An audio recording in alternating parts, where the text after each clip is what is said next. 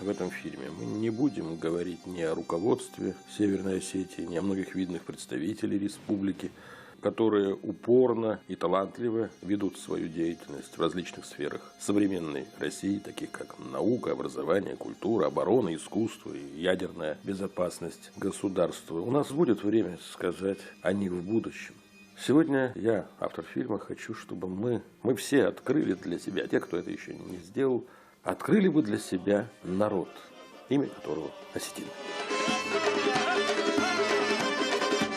На всех переломах российской истории Осетия подтверждает свой выбор только Россия.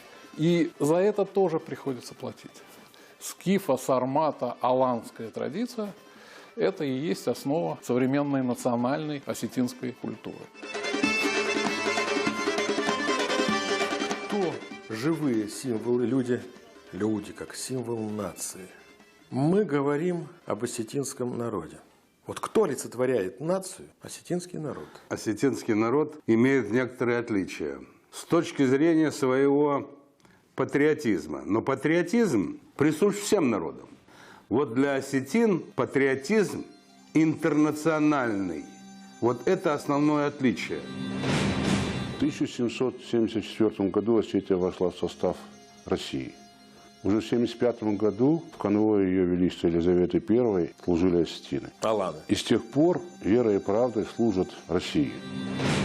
Осетия вошла в состав Российской империи единым народом с многовековой традицией военного мастерства. Именно многовековой. Отсчет идет еще с античных времен, еще со скифского периода. Единственным сохранившим культурную преемственность от скифско-сармато-аланского мира сегодня является осетинский народ. Вот одну цифру только я могу привести еще с 19 века. В конце 19 века на 130 тысяч населения Северной Осетии было 2580 офицеров. Если убрать женщин, детей, стариков, то получается, что каждый 20-й осетин был офицером. Действительно, в древние времена отряды аланов, будущих осетин, аж до Португалии доходили, до океана. Такие области Франции, как Арморика, были в V-VI веке заселены теми племенами, которые разгромили Западную Римскую империю, обосновались на вновь завоеванных территориях. Более того, существует достаточно устойчивая традиция интерпретации названия испанской провинции Каталония как отражение слияния двух племенных названий – Готов и Алан, Готалания. То есть предполагается, что первоначальное название этой провинции – Готалания. И во всех энциклопедиях XIX века четко эта этимология указывает. А сейчас Каталония, надо же, я не знал. Можно указать и те сведения, которые, например, приводятся о количестве сармато-аланских воинов, которых Рим, наоборот, даже привлекал на свою сторону в качестве вспомогательных отрядов. В частности, еще во II веке новой эры, для того, чтобы защищать так называемый Адрианов вал, которым Римская империя разделила Британский остров и отделила римские территории юга острова от северных диких бритских территорий. Так вот, Адрианов вал защищала 8000-я конница сармато-аланов. Скажем, по мнению французского лингвиста Алена Кристоля, даже во французском языке можно обнаружить следы влияния аланского осетинского языка. В частности, корзину для сбора винограда, которую привязывают к спине традиционно во время сбора винограда во Франции, называется «le-bas». Исторически она должна была звучать «баст». Дело в том, что по-осетински «баст» – это «привязанный». Это слово было заимствовано у алан, которые были известны как кочевой народ, у которого практика навьючивания животных была хорошо развита. Скажите, а со славянами аланы когда-нибудь воевали? Историческая наука таких сведений не имеет. Как вы это объясняете? Не было войн. Хотя соседи. Предки современных славян и предки современных осетин входили в одну культурно-языковую общность, которая называется индоевропейцы. Сегодня по-русски мы говорим «мать», а по-осетински мы говорим «мад». По-русски «брат», а по-осетински мы говорим «арвад». То есть духовное родство, внутреннее. Славянские и осетинские народы больше практиковали добрососедство, дружбу, браки на уровне высшего сословия. И известно, что Мария Ясыня, русская царица, была ясского, то есть асского, осетинского происхождения. На более позднем этапе аланы частично на уровне высшего сословия, элиты, приняли православие из Византии. Причем это произошло за несколько десятков лет раньше, чем это сделала Русь. Поэтому я думаю, что и православное единство между осетинским и русским народом сыграли свою роль, чтобы в дальнейшем их взаимоотношения развивались как добрососедские. Для меня лично главным символом для осетина является личность Костали Ивановича Хитагурова. Это основоположник осетинской литературы, первый осетинский поэт, первый профессиональный художник, который во второй трети XIX века получил образование в Академии художеств в Санкт-Петербурге, и который олицетворяет для любого осетина идеалы нашего народа. «Весь мир – мой храм, Отечество – святыня». В этом отражается культурная самобытность, сохраняющая свою уникальность, а с другой стороны открытая для того, чтобы впитывать лучшее из культур народов, с которыми мы встречались на историческом пути. В те времена более 30 осетин стали генералами. Больше 30 человек стали кавалерами Георгиевского креста, полными кавалерами. И в советское время, особенно во время Великой Отечественной войны, каждый третий осетин, ушедший на фронт, не вернулся домой. В этом ряду особое место занимает, конечно, имя командира легендарного Покрышкина, его друга и командира, героя Советского Союза Дзусова, легендарного летчика, еще раз, командир самого Покрышкина. В Осетии 33 героя Советского Союза. Это самое большое число на численность населения, то есть на 11 тысяч. Я никого не хочу обижать, но ни в один народ, в том числе и русский, не имеет такого количества героев на душу населения. А всего из Осетии получили 70 человек героев Советского Союза. Я хорошо помню время обучения в 60-х годах. Это непростое было время. Командовал Северокавказским округом осетин Плиев, генерал армии. Был еще жив генерал армии Хитагуров. Мы хорошо знали многих генералов, в том числе летчика, генерала Дзусова. И очень много выдающихся генералов, больше, чем в Осетии, ни в одной республике не было.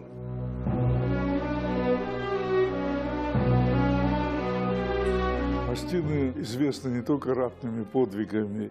80% выпускников Норильского никеля – это выпускники нашего Северокавказского института. Знаменитый Норильский никель. Горно-металлургического института. Крупнейший комбинат за полярным кругом. Директорами Норильского никеля были два выпускника нашего института – Владимиров и Джонсон Талович Хагажеев. Председателем совета директоров был Каргинов Казбек Георгиевич. 90% инженерно-технического персонала знаменитого Зиравшанского горного предприятия были тоже выпускники нашего института.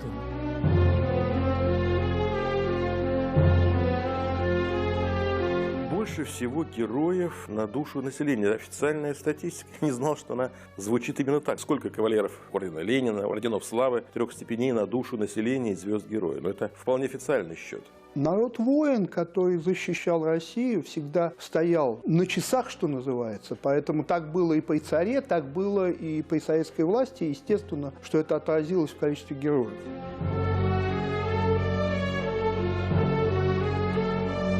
Первый председатель Госплана Якутии Бутаев Сасламбек Асламбекович, уроженец Северной Осетии, города Лагира. Вот он впервые обосновал в Госплане Союза строительство Амурской магистрали и разработку якутских углей, знаменитого Нюрнбергского месторождения.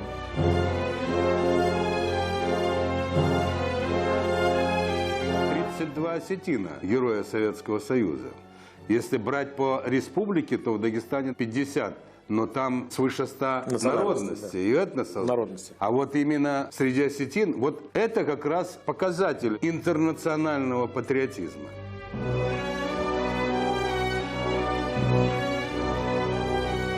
Мандельштам, как известно в своих стихах, Сталина называл осетином. И широкая грудь осетина. Прав Мандельштам? Прав на отцовскую половину.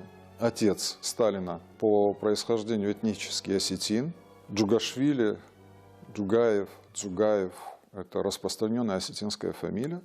Мать Иосифа Виссарионовича была грузинкой, но поскольку у осетин этничность определяется по отцу, то все-таки больше, чем наполовину. Значит, прав. Прав?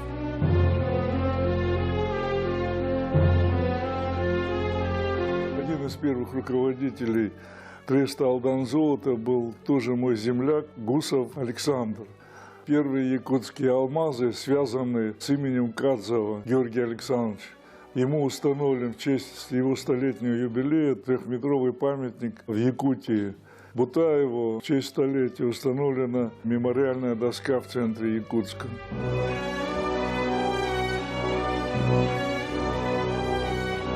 Ты знал, что дважды герой Советского Союза Иса Плиев, он еще и герой Монгольской Народной Республики? Много о нем знал, этого нет. Он награжден 5 орденами Ленина. Легендарный человек. Легендарный человек. И у нас, я даже не знаю, не так много, может, 2-3 человека герои Монголии. И Карибский кризис. Да, да. Именно он возглавлял нашу группировку советскую Да, да. на Кубе. А главный подвиг Исы Плиева, сейчас начинается разговор, в том числе для меня неожиданный. Главный подвиг генерала армии Плиева какой? Думаю, что Куба. Куба. А что на Кубе? То, что в тот момент он смог фактически организовать эту переброску и размещение. Нет. И смог. Действительно, это был подвиг. Мы до сих пор, Дмитрий, не знаем количество людей, погибших в трюмах наших кораблей, сухогрузов, которые под видом леса везли ракеты на Кубу. Сколько людей задохнулось в трюмах от невероятной жары. Их выпускали подышать воздухом только ночью.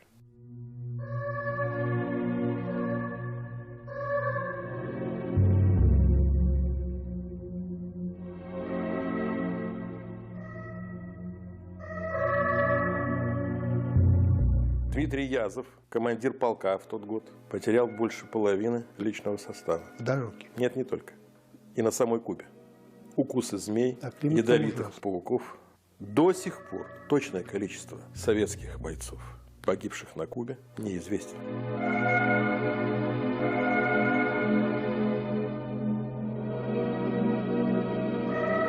Они запускали спутник Феррет-Д.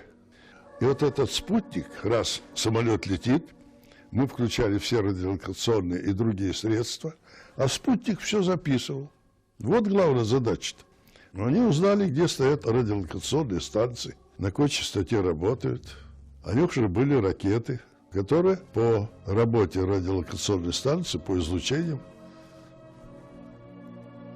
наносил удар по этой станции.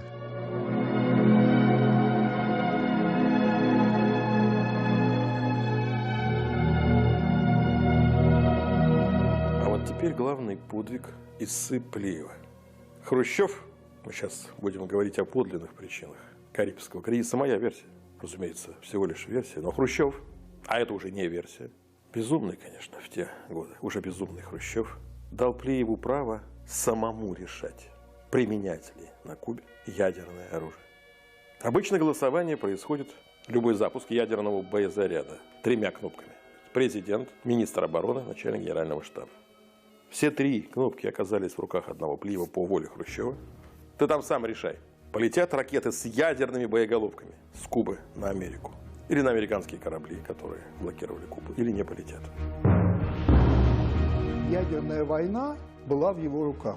Решать, будет она или нет, это было его решение. Третья мировая. Последняя мировая ядерная война. Любой запуск ядерной ракеты по Америке – ответный удар. Более того, ответный ядерный... По Советскому Союзу, не только по острову Свободы, по всей территории Советского Союза. Ну, то, что в 50-е годы называлось план Дропшот. Ну, в первую очередь, по крупным Атомная городам СССР удар был бы, а не по Кубе.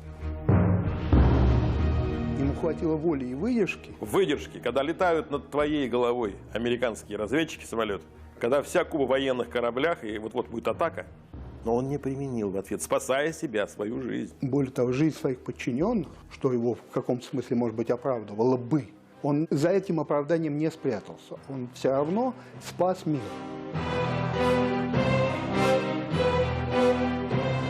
Я знал его как командующего, поскольку я был курсантом. И, конечно, лично я с ним не встречался. Я знаю, что это талантливый полководец, Он очень много сделал при обороне Москвы. И вообще в истории Отечественной войны это достойный военачальник. А хочешь еще одна история о генерале Плиеве? Есть разные точки зрения, почему именно Плиев возглавил группировку на Кубе. Есть точка зрения, что Хрущев отправил Плиева туда на верную смерть, потому что не любил Плиева после одного из инцидентов. Хрущев говорит: бросай все, сегодня нерабочий день, едем к Мише. Взял за руку и потащил с собой. Сели, приехали к Шолохову. 7 раз ординарец из Плиева заходит и пытается сделать доклад, что войска стоят и ждут распоряжения. На что, скажем так, в сердцах Плиев отвечает: ну ты же видишь, ты же понимаешь, что здесь командую не я, показывая на Хрущева. Ему про эту легенду или стычки с Никитой Сергеевичем Хрущевым задавали вопросы. Он всегда уходил от прямого ответа. Он не отрицал и уводил разговор совершенно в другом русле. Даже были разговоры, что он ему влепил пощечину. Кто? Хрущеву из Плиев. Это та стычка у Шолохова в доме? Да. Якобы. Но многие его сверстники говорили, что это действительно было. Не выдержал генерал. Есть, еще раз скажу, версия. После этого скандала Хрущев отправляет Плиева на верную смерть. Хрущев не мог не знать, что Плиев страдает, вообще серьезно страдает мочекаменной болезнью. Не молодой человек. Вдруг оказывается на Кубе, влажность 100%. Климат ужасный, даже молодые люди Плиев там ходить не выдерживают. мог, он ходил скрюченный, скрывая от подчиненных свою болезнь, то есть скрывая дикие боли. Еще раз представь, ядерная кнопка в руках человека, который понимает, что дни его сочтены. Бросить Кубу не может, он человек долго, он служит стране. И сейчас он спасает мир от безумного Никиты Хрущева. При этом преодолевая собственные страдания, на которые он не концентрируется. Какой образ человека, да, возникает вот сейчас, какая история открывается? Возникает образ героя. Вот американцы очень любят фильмы о героях, которые спасают мир. А в действительности не так много мира они спасли. Кого американцы спасли? Покажите мне. Когда и где? А здесь перед нами герой, который спас мир в реальности. Вот о чем можно и нужно говорить. Народ, который порождает героев. Народ, который рождает героев. Вот ты сейчас сказал одну очень важную вещь. А помнишь, великий, мы сейчас отвлечемся ненадолго от Карибского кризиса, другой кризис. У нас это называлось операция по принуждению Грузии к миру. Что грузины, войска Саакашвили сделали с Хинвалом, Южная Осетия. Да. Помнишь великий концерт Гергиева? Гергиев осетин по национальности. Там в Схинвале. Владимир Познер, мой коллега, однажды в своей программе попытался Гергиева не то чтобы уколоть, но вопрос, который задал Познер, прозвучал, как мне кажется, двусмысленно. К вопросу «народ, который рождает героев». Вопрос Познера. И я прошу всех увидеть реакцию великого дирижера Валерия Гергиева. Сначала вопрос. Как насчет того, что долг платежом красен? Обращаешься раз, обращаешься второй, ну и к вам могут обращаться, нет? И тогда... у меня такой опасности не существует. Нет. Если речь идет о знаменитом концерте Цхинвали, я ведь осетин. Поэтому ни о каком наемном, а тем более, знаете, вы нам, а мы вам. Об этом речи не может быть. Речь в Цхинвале шла только об одном. Там погибли люди, погибли. Там дети погибли. Вы знаете такого человека, это Таймураз Балоев. Он же был в Цхинвале сразу после этих событий. Когда мне Пастинский сказал о том, что ты не представляешь, что здесь, что мы увидели. Мне же не нужно смотреть только передачи. А я ведь находился на Западе. Можете себе представить, что я испытывал. Раз. Я осетин. У меня очень много друзей грузин. Очень много друзей грузин. И близких.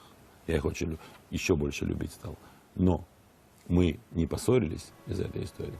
Я просто тогда понимал, что в мире происходит одно огромное шоу.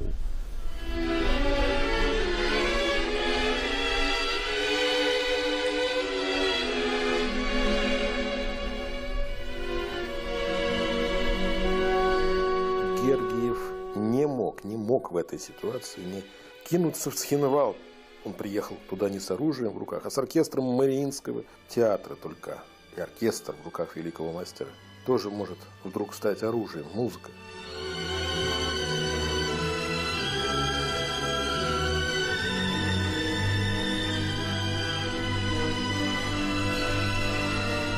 Гергиев не мог не быть там, где беда.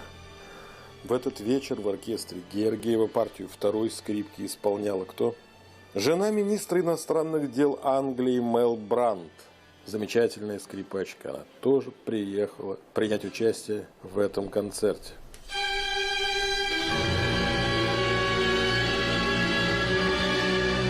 Плиев, еще раз, Плиев спас весь мир. Еще раз это скажем, от безумного, в тот момент уже совершенно безумного человека. Хрущева, его амбиций, его идиотских планов. Что идиотский план разместить ракеты на Кубе, идиотский.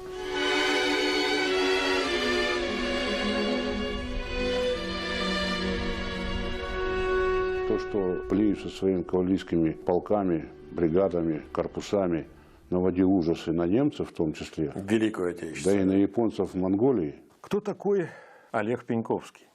Полковник КГБ, расстрелянный за предательство Родины в 1963 году, внучка многолетнего руководителя КГБ СССР Серова.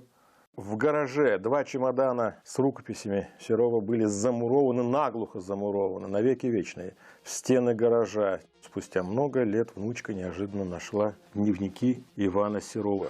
История детективная, потому что на протяжении долгого времени наследники Серова пытались обнаружить Знали, что пишет его дневники. Одно из наиболее сенсационных то, как Серов описывает известное шпионское дело 20 века, дело Олега Пеньковского. Пеньковский Олег Владимирович, как считает ведущий историк британской разведки профессор Кембриджа Кристофер Эндрю, Пеньковский самый крупный агент британской разведки в рядах советских спецслужб. Серов очень убедительно доказывает, Пеньковский являлся агентом КГБ, специально подставленным контрразведкой к американцам и англичанам для того, чтобы кормить их дезинформацией, а заодно и провести операцию по дискредитации самого Серова. А что это была за дезинформация? Это вопросы, касающиеся мобилизационных планов и планов... Нет, что? Нет. Ты помнишь дело Пеньковского? Да. Человека, который сообщил англичанам и американцам, что на Кубу идут... Ракеты. Наши ракеты. Полковник Главного разведывательного управления.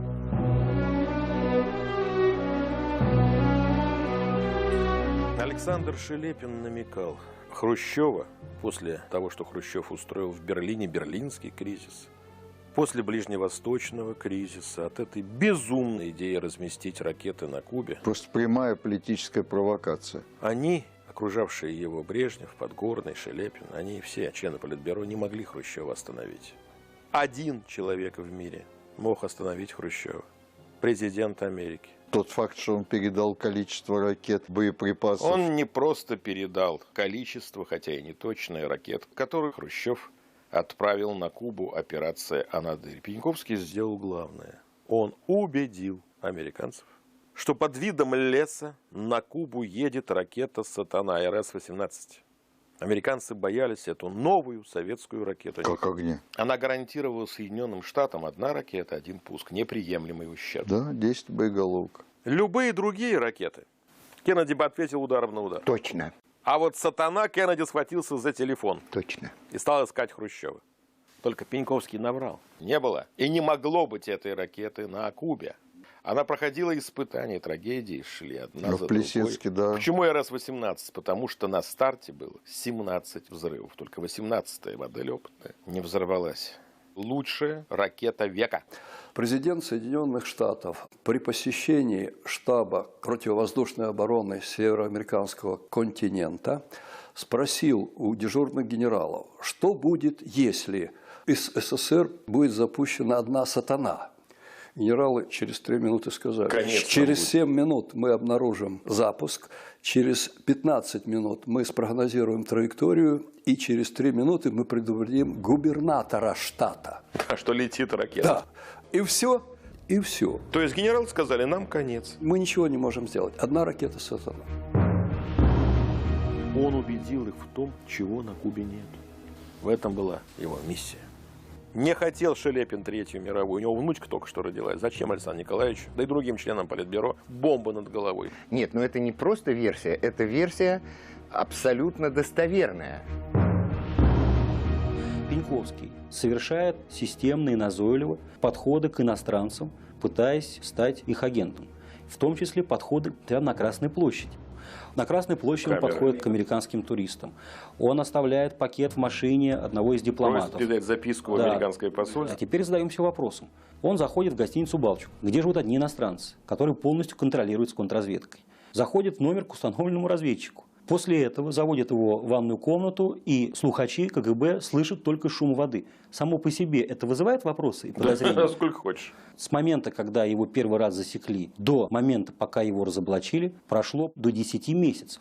Именно в этот период Пеньковский, опять же следуя канонической версии, передает американцам и англичанам огромное количество совсекретных документов, которые, правда, непонятно откуда он брал, поскольку на тот момент к оперативной работе отношения не имел.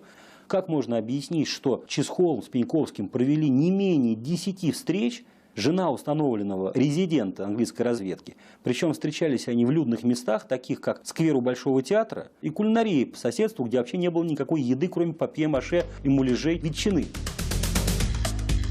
В истории Пеньковского действительно неимоверное количество нестыковок. Но для меня во всей истории Карибского кризиса самая интересная фигура, скажу это еще раз, генерал армии Иса Плиев. Он должен был стать трижды героем Советского Союза за Кубу. Хрущев не дал Плиеву третью звезду. Вот это то, что вы говорите. Что для него Бог был. Может, он был 10 раз коммунистическим атеистом, а для него высший смысл... Для Плиева, конечно, был. Да, вот был.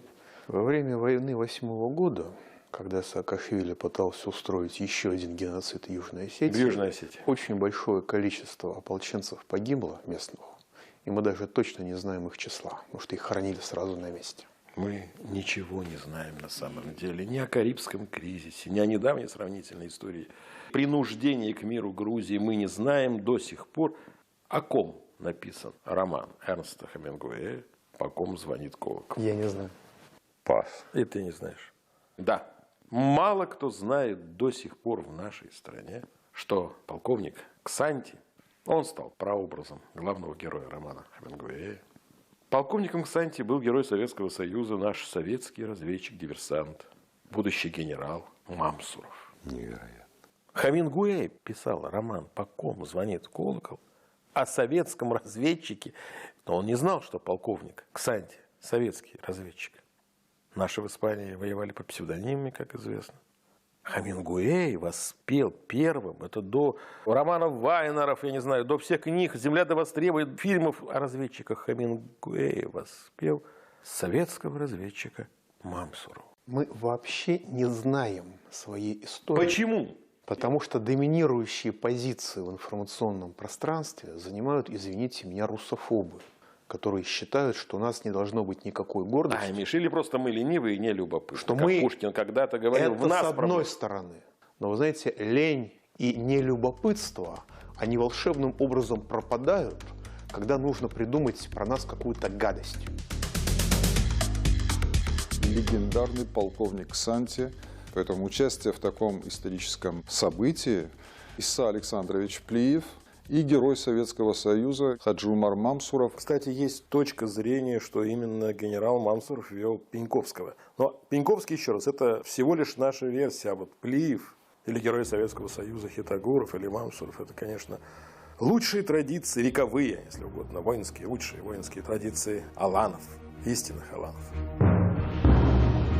Единственным сохранившим культурную и языковую преемственность от скифского мира сегодня является осетинский народ. То есть вы хотите сказать, что Борис Петровский, жуткая история, когда золото скифов из музеев Крыма оказалось в Европе на выставке, а потом все эти события, присоединение Крыма к России, и голландский суд высокий постановил золото вернуть не в Крым, а в Киев. Да. И академик Петровский сказал одно, что если по справедливости, так не в Киев, а осетинам. Он прав в идеологическом смысле. То, конечно, собственность музея Крыма, значит, это собственность музея. Существует крымских. международное право обмена коллекциями. Таких прецедентов, насколько мне известно, не было. Ну, не считая периодов, так сказать, войн, но даже после Великой Отечественной войны Россия вернула Дрезденскую картинную галерею. Но исторически Петровский прав? Исторически, безусловно, прав, потому что культурное наследие народа, оно остается вне зависимости от того, материально они находятся на территории этого народа или нет. Хаджи Умар Мамсуров родился в 1903 году в селении Ольгинское правобережного района Северная Осетия в крестьянской семье в Красной армии с 18 года, участник гражданской войны, член РКПБ с 24 года. Участвовал в гражданской войне 36-39 годов в Испании, военный советник штаба республиканской армии и руководитель отряда гирильеросов, то есть диверсантов. Илья Оренбург писал, цитата, «Многое из того, что Хемингуэй рассказал в романе «По ком звонит колокол» о действиях партизан, он взял со слов Хаджи». Затем Мамсуров участвует в советско-финской войне, а с 1941 года он на фронтах Великой Отечественной. Командовал 2-й гвардейской кавалерийской дивизией, особенно отличился в ходе Берлинской операции 20 мая 1945 года. Хаджи Умару Мамсурову было присвоено звание Героя Советского Союза. Не все расшифровано и не все говорят о его заслугах. Сколько он сделал? Сегодня, по крайней мере, не говорят, потому что еще все многое засекречено. Он по тылам немецко-фашистских войск с небольшой группой подобранных им лично самим разведчиков занимался подрывной деятельностью, склады, эшелоны. И, конечно же, будучи разведчиком, основная работа у него была информация по деятельности немецких войск. Героем Советского Союза он стал во время боевых действий на территории уже Германии. То есть многое из того, что делали диверсанты Мамсурова, до сих пор закрыто тайной? Да, очень много засекречено. Он был исключительно смелым человеком. Но нелюдим был, как Роман Карман. Нелюдим не то слово. Он не просто был выдержанный и не сильно разговорчивый, потому что для разведчиков главное меньше говорить и больше слушать.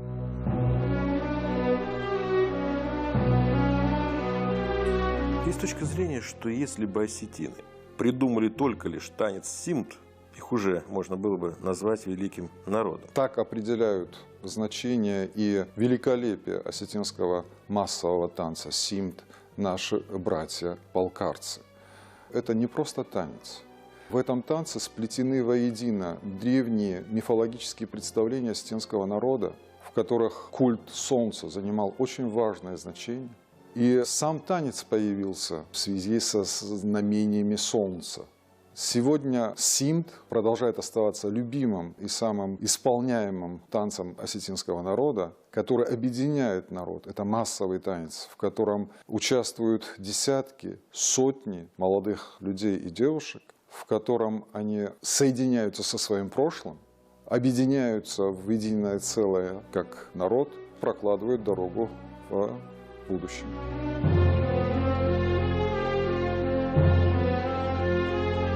В советские времена более 100 человек стали генералами. Осетин. Еще перед началом Великой Отечественной войны в Владикавказе было сформировано 3 училища военных. Нигде больше, ни в одной республике не было ни одного.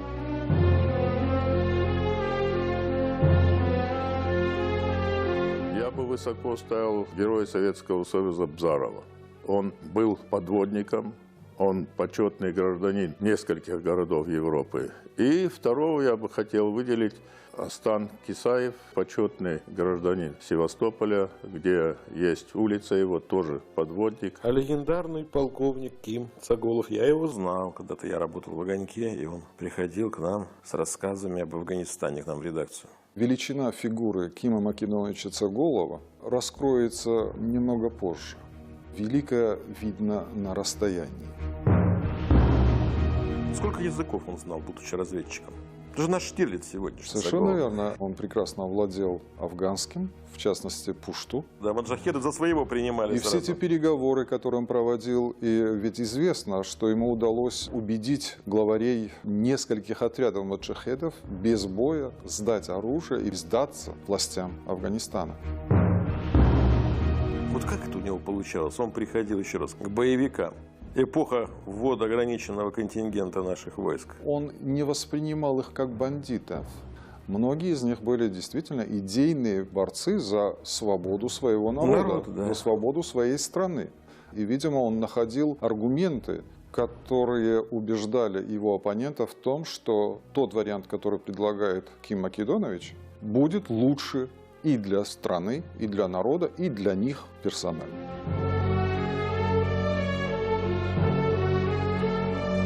Позже Ким Цагулов станет заместителем министра, федерального министра по делам национальности. Вот я говорю о том, что всегда они, осетины, отличались тем, что любили и служили Отечеству очень добросовестно. Хотя попасть в училище в то время было, всегда была квота для осетин. Потому что иначе бы все училище состояло бы из осетин. Поэтому если другие ребята поступали туда с конкурсом 2-3 человека на место, то для осетин он составлял 15-20 человек на место, чтобы поступить в военное училище.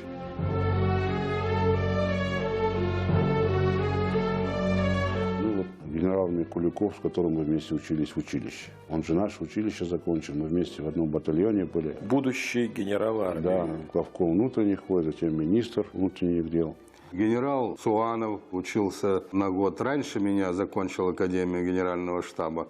В последующем служил там в армии, а потом перешел в МЧС Северной Осетии. По линии внутренних войск Александр Александрович Ходов, генерал-лейтенант, тоже осетин, командовал у нас войсками Средней Азии и Закавказья. Генерал Царахов, еще много генералов осетин. Вы знаете, я вот не хочу быть хвостуном, мой тесть, полковник Гадзалов, в 1940 году было такое пехотное училище в Закавказье. Он его закончил и в 1945-м уже был начальником разведки армии. Награжден 3 орденами боевого красного, значит, 3 орденами Красной Звезды. И таких были тысячи. Кроме героики военной, в чем еще осетинский народ силен? В каких отраслях промышленности, сферах жизни? Очень высокий уровень образованности. Интеллект. Практически ни в одном населенном пункте вы не встретите человека, который бы не владел, причем достаточно прилично, русским языком. А медицина? Вопрос к академику Российской академии наук. Естественная медицина. Я лично знаю академик Российской академии наук Березов Тимир Булат Тимбулатович, один из лучших в области белковой химии. Это действительно наша настоящая подлинная гордость. Династия Кантемировых. Кантемировы – это очень известная династия конников, цирковая династия. Однако это конно-спортивная, это шире намного. И основатель Алибек, прежде чем создать аттракцион всемирно известный. Народный артист Советского Союза. Он народный артист Советского Союза. Народным артистом был его сын Ирбек. Есть еще один сын, Мухтарбек. Эта традиция, заложенная основателем вообще джигитовки в мировом цирке, тоже осетином Агубек Гуцевым. Считается даже, что один учил другого. Но основатель Гуцев в 1908 году уехал с цирком Труци в Европу и не вернулся после революции. А Алибек Кантемиров эту традицию на родине сделал основой для всего советского цирка. Из этой семьи вышли все известные осетинские, казачьи и все остальные делатели этого жанра. Сколько же людей всего получилось? У него учеников около 200. 200? 200, да. Кто из осетинских спортсменов 20 век для вас легенды? Я думаю, что Слав Петрович Андиев. Первый олимпийский чемпион среди осетин. Он борец? Да, вольник, двухкратный олимпийский чемпион. В 80-м он выиграл и в 76-м. Получается, что в Осетии спорт развит на таком уровне, что у нас кроме борьбы, дзюдо, греко-римское, еще есть у нас фехтование. Вот он и является одним из лучших сыновей осетинского народа, на которых все спортсмены должны равняться. И сегодня есть вполне достойные генералы, достаточно Цаликова назвать, Руслана, первого замминистра обороны. Руслан Цаликов и Марат Камбулов. Двое действительных государственных советников первого класса. Этот чин приравнен к генералу армии Марат Камбулов, который, будучи заместителем министра образования Российской Федерации, первым поднял флаг Осетии на Южном полюсе. Есть замкомандующий Центральным округом вооруженных сил. Сегодня, сейчас. Во внутренних войсках их было особенно много. Был такой, к сожалению, ушел из жизни Барукаев, Борис, начальник штаба внутренних войск России. Сегодня его сын, зам директора службы Национальной гвардии России, генерал-лейтенант. Осетия всегда отличалась очень талантливыми людьми в культуре, в науке. У нас 3 двукратных олимпийских чемпиона. 1 трехкратный олимпийский чемпион и очень много однократных олимпийских чемпионов. Еще в Советском Союзе Сослан Андиев, Арсен Фадзаев и Махар Хадарцев – это те борцы, которые действительно завоевали славу Осетии. И Таймазов, который уже более молодой, трехкратный олимпийский чемпион, двукратный чемпион мира. Андиев – двукратный чемпион олимпийский, 4-кратный чемпион мира. Фадзаев – двукратный олимпийский чемпион, 6-кратный чемпион мира. Хадарцев – тоже самый двукратный олимпийский чемпион и 4-кратный чемпион мира. Конечно, и футбол, и фехтование. Владимир Сергеевич Иванов очень талантливый тренер, который воспитал очень большую плеяду фехтовальщиц. Я могу сказать про выдающегося тренера Джабулата Тидеева, который является самым успешным тренером за всю историю России по борьбе. И сегодня он является главным тренером национальной сборной по борьбе. Я также могу сказать и про бокс, про Мурата Гасиева, выдающийся спортсмен, который совсем недавно стал чемпионом мира. И мы надеемся, что у него будет блестящая карьера. Всегда рождаются талантливые спортсмены. Это вот как раз признак, что народ Осетии, он не просто воинственный. Повторяю, ему обязательно надо делать приставку. Интернациональный, патриотически настроенный народ. И культурное наследие аланского, осетинского народов, даже находясь в Крыму, не было территориально на территории Осетии, но оно не переставало от этого быть нашим культурным наследием. И находясь в Амстердаме, оно продолжало оставаться осетинским. И сейчас, находясь в Киеве, оно от этого не становится украинским культурным наследием. Оно продолжает быть ценностью осетинского прошлого. Когда там уже вызрела ситуация, когда уже Дудаев был опьянен своей значимостью, ведь совершенно правильно было сказано. Та фраза Ельцина «возьмите суверенитета, сколько можете проглотить», была образной, но глупой. Кстати, в Ингушетии он в Назраде об этом сказал. Ельцин: берите суверенитета столько, сколько проглотите. Вот это положило начало параду суверенитетов на Кавказе. Это быстро попытался реализовать Дудаев, создав свою армию для отделения не только своей республики, но создания халифата от моря до моря. И если к этому еще добавить полностью склады 2 частей внутренних войск, которые они разграбили, склады 73-го учебного корпуса, это бывшая учебная дивизия генерала Соколова. Там много было оружия. Только одних автоматов 53 тысячи было. То есть на всех бы хватило? Почти 50 полков. Там так и хватило. 5 стрелковых дивизий, только с автоматом.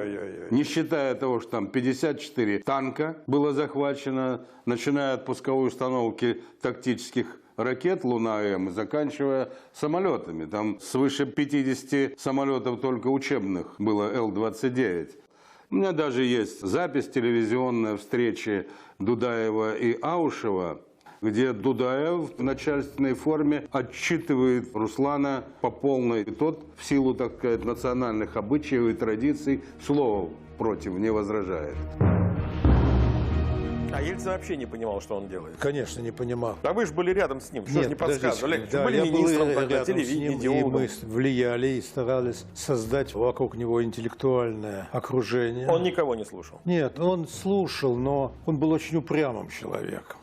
Особенно в 11 суверенитет сколько можете проглотить, это, знаешь, так красиво но безграмотно, потому что моментально народы, предрасположенные к взрыву, а Кавказ всегда был предрасположен к взрыву, моментально этим воспользовались. Ах, он сказал, мы сейчас возьмем. Аушев знал, что его подчиненная муниципальная милиция воюет на стороне боевиков.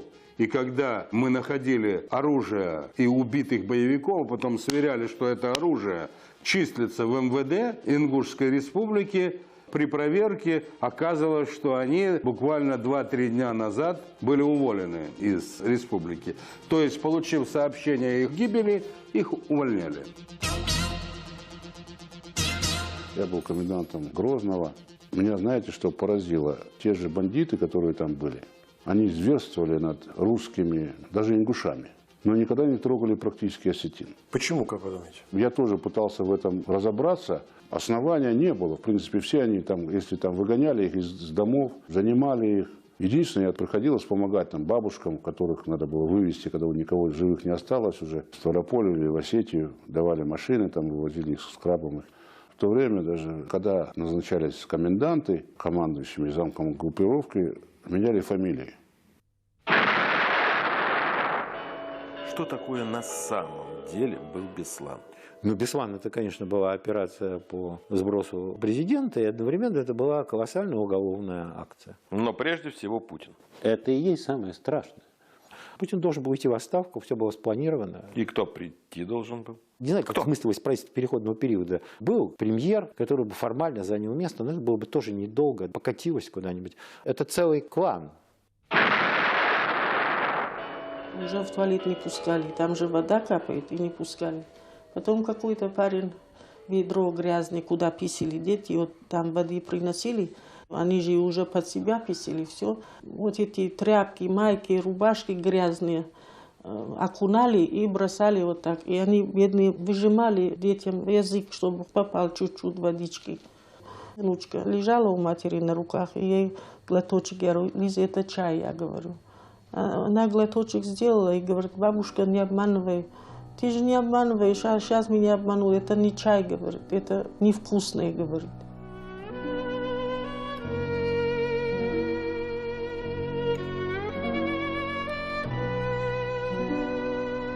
Перед тем, как проводить любую операцию, мы прогнозируем потери. И в этой ситуации, исходя из оценки противника, потери прогнозировались. Лица этих людей, а съемки предоставлены ФСБ России, за что огромная благодарность личная Александру Васильевичу Бортникову. Лица этих людей затемнены, потому что мы сейчас не имеем права говорить о том, кто говорит о Беслане. Больше 10 лет прошло после Беслана, а вот, видите, не отболело. До сих пор не отболело.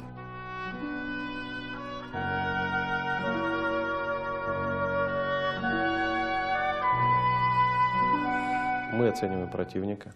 Это опытная группа. А почему думаешь, что это опытная группа? И по их действиям, и по секторам обстрела, и по размещению огневых точек, по видам вооружения. Профессионалы. Хорошо подготовленные посредством постоянных ведений боевых действий. Они приехали умирать? Кто-то не знал вообще, куда едет и для чего. Не знал даже? Была такая часть, которая не предполагала, чем все это может закончиться.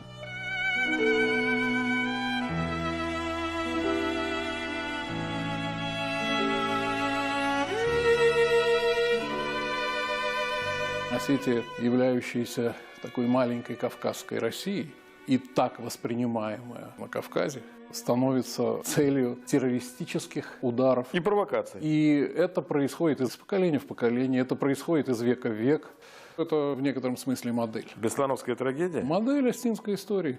Образ женщины, которая после тимуровского нашествия на пепелищах собирает осиротевших детей и ведет их в горы, чтобы спасти, чтобы эти дети образ начали... остался в культуре, как-то Этот образ остался в фольклоре.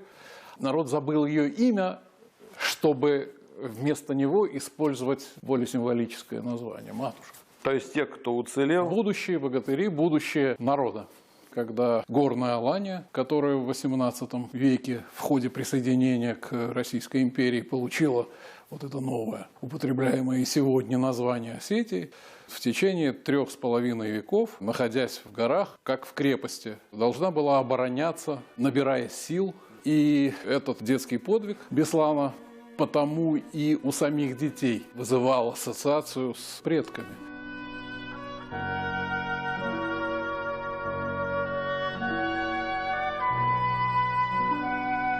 Мальчик раненый в школе сидит, держится за голову, совсем маленький, и говорит фразу: «Я плакать не буду, я же осетин». Там гордость за свой народ. Или зов предков. Это то, что создает народ. И то, что очень стараются уничтожить сейчас во многих других народах, в частности, в русском. Это действительно удивительный народ. Дети кровью своей заплатили за выживание своего народа в этих геополитических условиях. Так было с конца XIV века, когда народ выжил потому, что сумел закрепиться в самом центре Кавказа, на обеих склонах, то есть как главного Кавказского хребта. И вот за это геополитическое положение, позволявшее выжить, Осетии приходится платить до сих пор. И не только в Беслане.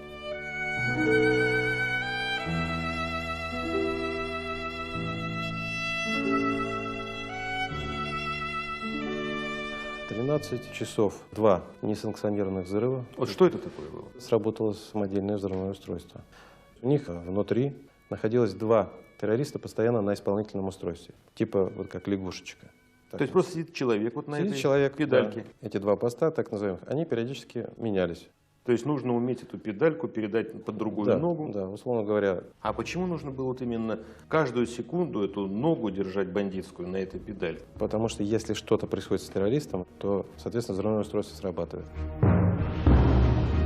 Видимо, один убрал ногу, второй не успел ее поставить. Взрывное устройство мощное. Разбились стекла, и заложники смогли броситься... Вот в эти окна? Да, в эти окна, да. В последний день уже все в обморок падали, все, сознание теряли. Я тогда уже не мог и на всех наступал, там же спят кто. И хотел залезть на подоконник, а там лучше дышать было. Я тогда только сел на стул, так на женщину голову положил, и так чуть-чуть заснул, и тогда вот так взорвалось все. Я так голову поднимаю, и все было в дыму, все на меня сыпется. Окна, все падает. И только так на подоконник залез, и второй раз взрыв. Я тогда на спину упал, то он так поднялся, и кто-то на спину мне напрыгнул. Я тогда встал и за ним побежал. Штурмовать нельзя было школу, начиненную динамитом, забитую детьми. Я вылетал из Южной Осетии, ехал в Москву, и как раз аэропорт Беслана в 10 утра. Когда узнали о шторме, конечно, развернулись, поехали туда. Ну а как еще-то, да? Я, конечно, понимал, как и многие другие, кто в штабе находились, что меня могут позвать, и что я просто понадоблюсь именно для того, чтобы меняться на детей. Террористы действительно требовали отставку Путина? Ну, конечно, требовали. Конечно, требовали. Но это же наивно. Хорошо, уходит он в отставку. Через 3 месяца новые выборы, и народ снова его выбирает. Весь мир построен на глупостях, если вы хотите. К великому сожалению, разумного мало остается у людей. Те, кто были в основном здании, на взрыв среагировали спокойно и начали вести огонь по разбегающимся заложникам. В этой ситуации небольшая группа выдвинулась в сторону спортзала и это сразу же начали помогать в эвакуации. И все спрашивали директора Лидии Александровны, надежда есть? И она есть, конечно, есть. Говорили, молитесь Аллаху, а не Богу.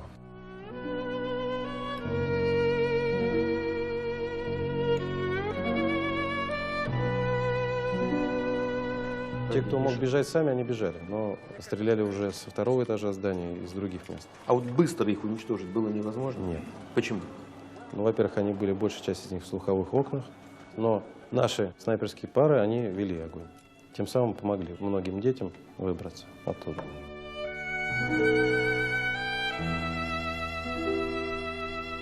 В записке, которая попала в наши руки сразу после захвата школы, там было написано, что убьете одного, то столько-то расстреляем, убьете 5, то всех расстреляем.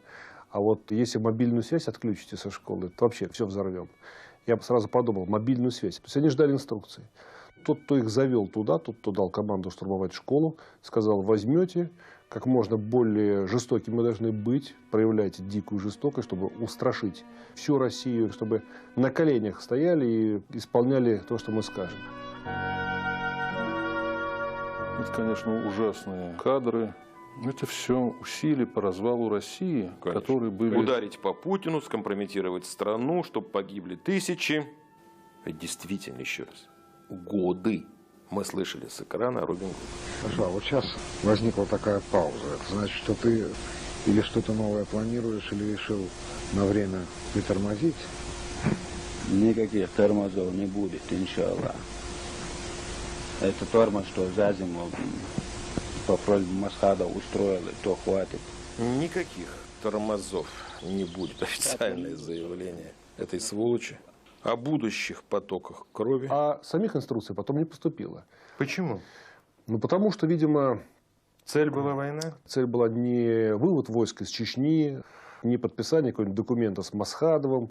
Задача была такая: убить всех детей, убить в том числе и тех, кто их захватил, террористов, поубивать как можно больше гражданских лиц, потому что террористы через родителей, многие детей, которые там оказались, причем родители высокопоставленных, там были двое детишек Теймураза Мамсурова, и они пытались спровоцировать раскол внутри оперативного штаба. Они пытались столкнуть осетин и федералов. Они говорили так: нам точно известно, что будет штурм. Папа, мама, вы придите к школе, не дайте этому штурму быть реализованным и так далее. Потом террористы брали трубку и говорили то же самое: пойди, собери людей и вставайте живым кольцом вокруг школы. Вот если бы руководство Северной Осетии в этой тяжелейшей ситуации морально подавлено, потому что понимали, что их дети будут уничтожены первыми, если бы они пошли и создали бы еще второй фронт для штаба в лице родственников, понимающие, что уже идут третьи сутки, дети их не кормлены, не поены, в шоке, там их расстреливают.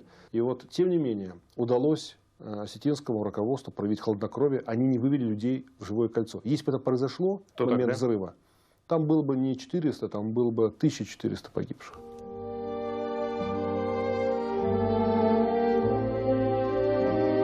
Что вы можете сказать о Мамсурове как о политике? Человек, он масштабный, очень близкий простым людям. Разные можно эпизоды приводить. Но, пожалуй, наиболее трагический период в жизни нашего общества осетинского, когда случилась трагедия в Беслане, уже через 40 минут после захвата школы. Я тогда была министром образования республики. И первый, с кем я из руководства встретилась, был Мамсуров. И он мне сказал: ты знаешь, мои тоже там. При этом никакой истерики не было. Было видно, что он весь такой в кулак прям сжатый. Он был все время в штабе. Он говорит: я не могу идти домой, потому что я не могу смотреть в глаза матери, Симе. Я не могу ей сказать, что мы детей еще не освободили. И пока мы детей не освободим всех до последнего, я домой не вернусь.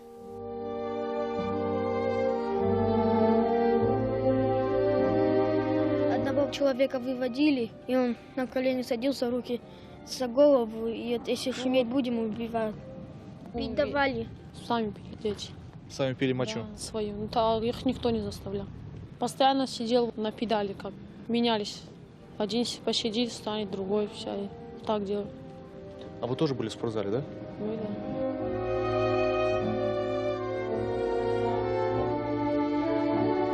Что интересно, этот взрыв совершенно не покоробил действия террористов. Они совершенно хладнокровно были готовы, в общем, к отражению любого нападения. После первых действий у нас было достаточно много потерь. Заложники были освобождены в первые 2 часа. Остальное – это было планомерное уничтожение террористов. Очень хорошо. Альфа, спецназ. Не они бы почти всех убили. Очень хорошо поработали. Конечно, с их стороны очень много умерли. Альфа потеряла в Беслане самых опытных, прошедших Афганистан, Чечню офицеров. Первая гибель. Единственный человек у нас погиб на подходе к зданию. Это как раз его группа поражения вот этих точек, с которых велся активный огонь. Все другие ребята погибли внутри здания. Это когда уже из спортзала все ушли? Да. Кто мог уйти? Да, это уже из спортзала все ушли. Все остальные погибли в процессе... Никогда эти ребята, они не приучены просто, никогда они не расскажут о том, как закрывали своими телами детей. Что вообще там творилось, как полуживые дети цеплялись за них, как выносили ребятишек. как один из бойцов Альфа вынес 27 ребятишек и погиб с 28-м ребенком на руках.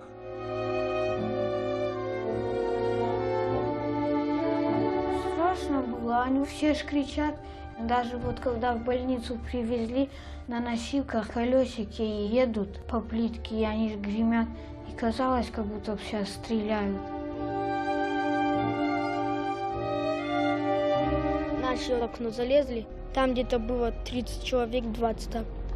И вы выпускали. Один спецназовец вот залез, да? Не один, ну, это 5 человек, еще внизу были.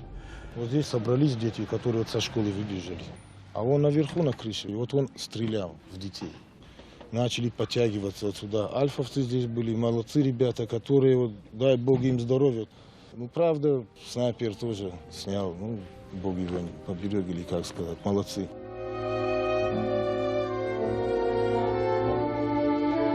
Так как о подвиге Альфы говорят дети беслановские, вот так ни на «Эхо Москвы», ни в других творческих коллективах, вот так как беслановские ребятишки об Альфе, никто не привел вот этот пример. 27 ребятишек вынес боец и погиб с 28-м на руках. Погибали самые опытные.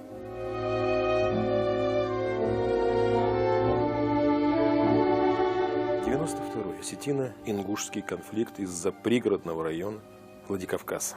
Очень страшно. Именно очень страшно. Это было очень страшно. Сколько людей погибло, мы до сих пор не знаем. Я думаю, сотни. Сотни людей погибли? Да, сотни людей вот погибло. Вот такой был конфликт двух народов, которые никогда не воевали. Ни один кавказский народ не воевал друг с другом никогда. Но в 92-м из-за земли началось. Боевики отдыхали. Лечились в Ингушетии, отдыхали, да. Боевики. Потом у него был лагерь беженцев в Серноводске. Он контролировался только ингушской властью, в том числе Аушевым. В фильме очень правильно сказано, история осетинского народа, его вхождение в Россию идет с очень далеких времен. Они всегда защищали Россию. Но ведь осетины – это не только воины. Конечно. Великая Ольга Васильевна Лепешинская в первом ряду балерин века 20-го ставила кого? Осетинку. Народную артистку Советского Союза, солистку Большого театра, приму Большого, Светлану Адырхаеву. Для Лепешинской «Белый лебедь» в Лебедином озере Адырхаевой это был эталон. Она так вжилась в этот образ, что лучшего себе представить нельзя. Она прекрасная балерина. Майя Плесецкая, Майя Михайловна, она редко, прям скажем, о ком из коллег говорила высоко. Майя Плесецкая тоже особенно выделяла Светлану Адырхаеву всегда. Такие были неожиданности. Даже по фотографиям, по плохим фильмам видно. Иногда просто один поворот или поза, уже понятно, кто это. А здесь видно У гениальная нее балерина. фантастическое чувство позы. Она была гениальна, правда.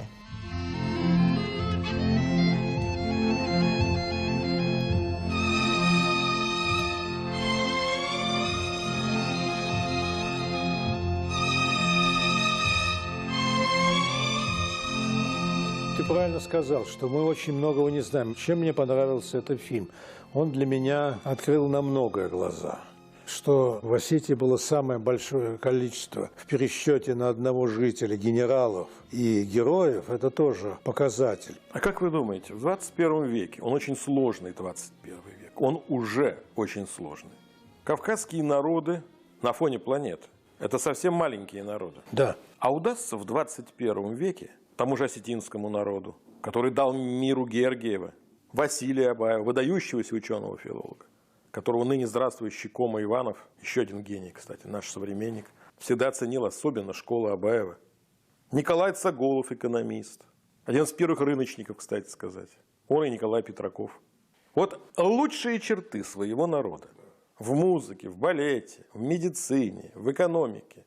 Народ сумеет сохранить. Ты задаешь очень интересный вопрос. Вызовы, да, со всех сторон. Это вопрос не столько к осетинам, сколько вопрос к России. К России, конечно. Удастся ли сохранить в Осетии... Военных училищ в Осетии уже нет, кроме Суворовского. Да. Сердюков последний убрал. Кретинизм возникает всюду, не только в России. Когда столько кретинизма, опять-таки, вопрос остается вопрос, Олег Максимович. Удастся народу? Я думаю, что самое главное, что у нас должна прекратиться реформомания. Нам надо думать о сохранении традиций, Это незначимость традиций русских, это значит сохранение значимости российской многонациональности и сохранение факта, что Россия признает значимость этой многонациональности и ценит значимость каждого народа, входящего в его семью.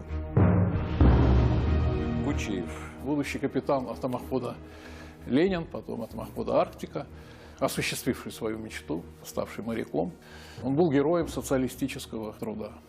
Честный, искренний, к нему масса людей обращалась по разным поводам. Он никогда не терял связи ни с родным селом. Действительно, Брежнев здоровался с ним за руку? Он был очень авторитетен. Сколько смертельных ситуаций было у него на ледоколе? Именно смертельных ситуаций. Сложно их посчитать. Еще и потому, что он никогда не жаловался. Редчайшего мужества человек.